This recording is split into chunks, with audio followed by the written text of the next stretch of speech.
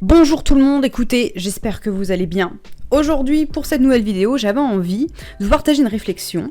Est-ce qu'on doit dire dread, dreadlocks ou locks? Comment ça, vous ne vous posez pas la question? En vérité, si vous n'avez jamais entendu ces interrogations, c'est parce que pour le moment, le débat est principalement américain et peut-être plus largement anglophone.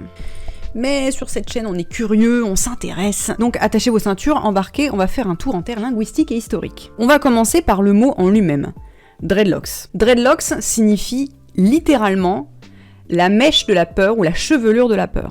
Selon l'autrice Laurie L. Tarps, ou Tarps, je sais pas trop comment ça se prononce, la compréhension moderne de dreadlocks nous vient des Britanniques qui combattaient les guerriers kenyans donc pendant le colonialisme à la fin du 19e siècle et qui sont tombés alors face à face avec des guerriers qu'ils ont trouvés épouvantables de par leur chevelure, et ils ont donc ainsi inventé le mot dreadlocks. C'est une citation que vous pouvez retrouver dans le livre de Ayanna Beard et Laurie Tarps, Hair Story, Untangling the Roots of Black Hair in America. Je fais un petit aparté pour ajouter que les guerriers kenyans, ce sont les guerriers Mau Mau et qu'on en a déjà parlé dans ma vidéo sur les dreadlocks dans l'histoire. Opinion personnelle, je suppose que si en France, on ne se pose pas trop la question encore de savoir si on doit dire dreadlocks ou locks, c'est parce qu'en fait, le mot n'est pas traduisible, c'est un anglicisme. Si le mot laissait totalement transparaître sa signification, donc littéralement mèche affreuse, chevelure de la peur, je pense qu'on se questionnerait un petit peu plus sur quel mot utiliser. Alors quand j'ai expliqué le sujet de cette vidéo à mes amis, il y a l'une d'elles qui a une réflexion très intéressante que je vais vous lire parce que ça tombe pile poil dans ce dont on est en train de parler. Elle explique que les mots ont toujours un poids, des émotions et un historique, et que quand t'apprends une nouvelle langue, t'as toujours l'impression que c'est plus facile d'exprimer des concepts profonds dans cette langue, et pour cause, on n'a pas le bagage émotionnel, on n'a pas le poids historique derrière tous ces mots. C'est juste des mots qu'on dit en fait. C'est simplement un outil linguistique. Nous en France par exemple, avec le mot dreadlocks, c'est un mot qu'on utilise seulement pour définir une coiffure. On n'a pas du tout l'aspect historique que les anglophones peuvent avoir derrière ce terme-là. Comme le rappelle Dr. Locks dans son article, le langage affecte intensément nos esprits, conscients et subconscients. Le langage peut être capable de contrôler notre façon de ressentir, de comprendre les choses, mais en tant qu'être intelligent et puissant, nous pouvons aussi contrôler le langage. Il nous est possible de le façonner, de le renouveler, de lui donner de nouveaux sens, de le restructurer de l'intérieur. Il explique que c'est à peu près comme ça qu'est apparu le terme locks plutôt que dreadlocks. Donc maintenant qu'on a explicité un petit peu la signification du mot dreadlocks, on peut facilement comprendre pourquoi certaines personnes de la communauté noire refusent désormais d'utiliser le mot dreadlocks et préfèrent l'usage de locks. Dans un article pour Vogue en juillet 2020, la DJ Gabrielle Kwarteng a expliqué que, personnellement, elle se référait à sa coiffure par le terme de locks, qu'elle avait complètement abandonné le terme de dread ou de dreadlocks à cause justement de sa connotation négative. C'est une réflexion que j'ai retrouvée dans un article de Mireille Lyong, où une internaute la questionne en lui disant « Mes cheveux ne sont pas effrayants, pourquoi donc continuer à les appeler dreadlocks ?» Cet internaute expliquait qu'à ses yeux, le terme dread, donc pour désigner les locks, était semblable au N-word et qu'elle ne voulait plus l'entendre. Tout ce dont je vais vous parler ensuite est principalement issu de l'article de Mireille Lyong, qui est donc une blogueuse militante et chef d'entreprise qui écrit des articles et milite pour l'acceptation du cheveu naturel chez les personnes noires. Elle a sa marque de bijoux et d'accessoires, toutes les informations sont disponibles en barre d'infos, et pour tous mes anglicistes, je vous invite à lire l'article dont je vais vous parler.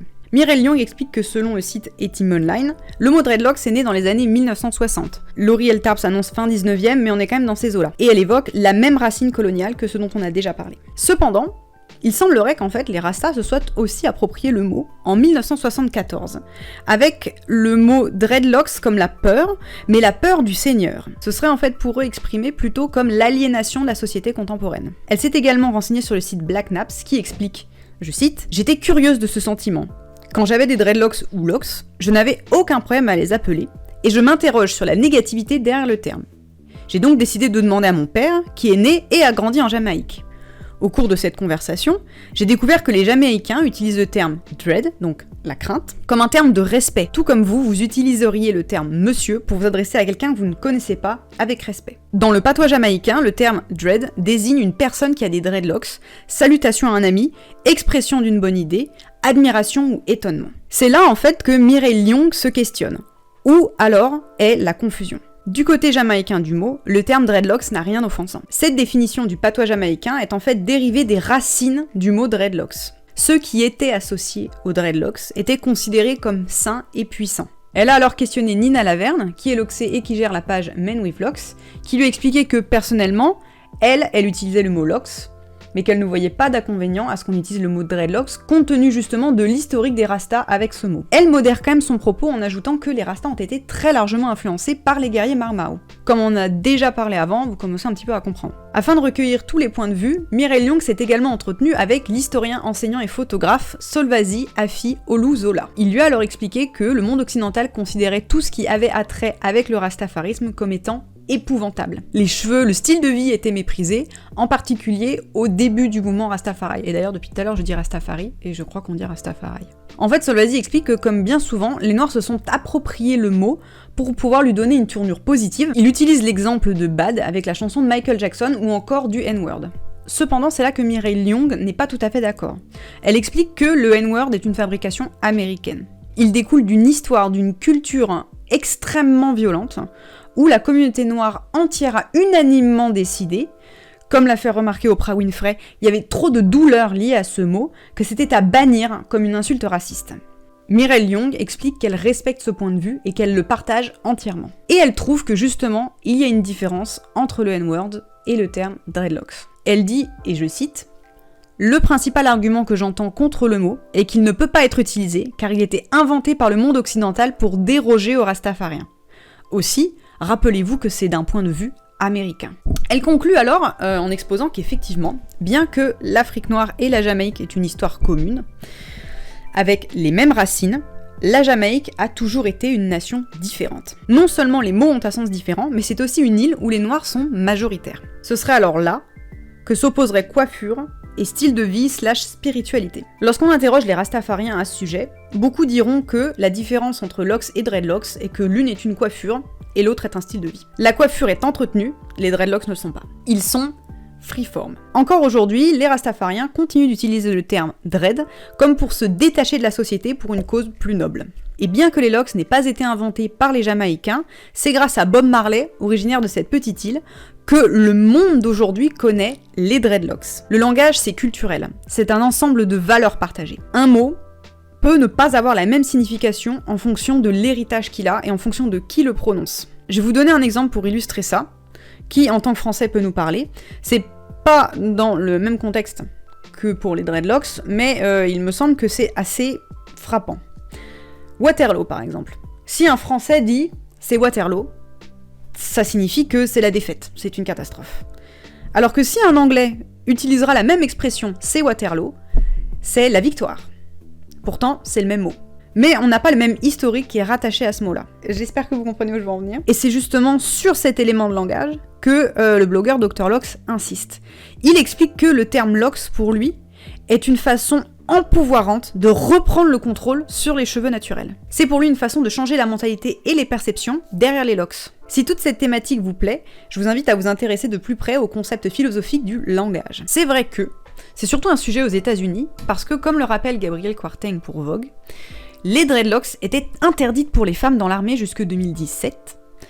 Qu'en 2018, un garçon de 6 ans s'est vu refuser l'entrée de l'école parce qu'il portait des dreadlocks. En 2019, un lutteur noir au lycée a été soumis à une humiliation publique lorsque son entraîneur lui a rasé le crâne pour qu'il puisse participer à une compétition. Et ces histoires ne sont pas isolées. En 2020, en particulier grâce à la loi Crown, Creating a Respectful and Open World for Natural Hair, qui interdit la discrimination contre les cheveux naturels dans les écoles et les lieux de travail, et que 7 États ont promulgué, cette forme de racisme est enfin combattue. Mais 43 États à travers le pays peuvent toujours légalement refuser quelqu'un à cause du port de dreadlocks. Ce sont des sujets pour le moment très américains. Je suppose qu'en France, les discriminations autour des dreadlocks sont moins marquées. Peut-être que je me trompe, mais c'est pas un sujet que j'ai vu faire l'actualité. Et pour cause, nous n'avons pas la même histoire. Cependant, on ne peut pas ignorer qu'en France, les locks et les préjugés ont la vie dure. Les locks c'est sale, les locks c'est pour les drogués, les locks c'est négligé, ça fait pas professionnel. Pour conclure, on se rend bien compte que c'est difficile, voire impossible, d'obtenir un consensus. Moi j'ai trouvé cependant que c'était intéressant d'écouter les différents partis. Je me répète, c'est un débat qui est surtout aux États-Unis et pas trop en Europe, ou alors pas encore. Mais ici, on est curieux, on aime apprendre, on aime se renseigner, on aime rechercher. Merci de m'avoir écouté, C'est la fin de cette vidéo, j'espère qu'elle vous aura plu. N'hésitez pas à me faire vos retours dans les commentaires, c'est très intéressant, tout en restant respectueux bien sûr. Je vous rappelle que tous les commentaires négligents, dégradants ou insultants seront tout de suite supprimés. Et je précise pour cette vidéo, les commentaires racistes. À toutes fins utiles, le racisme c'est pas une opinion, c'est illégal, voilà. Et même si ça ne l'était pas, c'est ma chaîne, je fais ce que je veux, et je ne tolérerai pas ce genre de propos dans mon espace commentaire.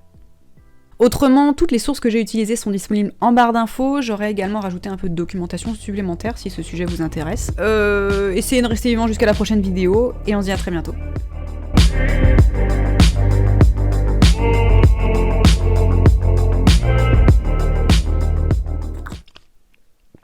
Bah ouais, je sais pas boire. Non mais...